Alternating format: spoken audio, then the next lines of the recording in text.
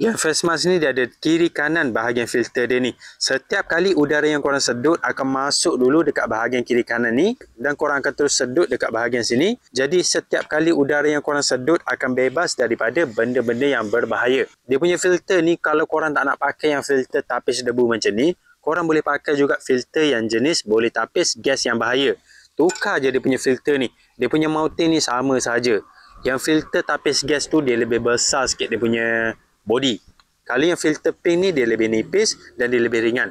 Jadi jimat macam ni tau. Body dia ni korang boleh pakai untuk dua kerja. Tapis debu boleh, tapis gas yang bahaya pun boleh. Tukar je dia punya filter. Jenis ni selesa untuk korang pakai lama sebab dia ada dua mounting macam ni. Dia pegang bahagian atas dan bahagian leher. Dua mounting macam ni barulah face mask korang dapat grip dengan cantik dekat bahagian muka.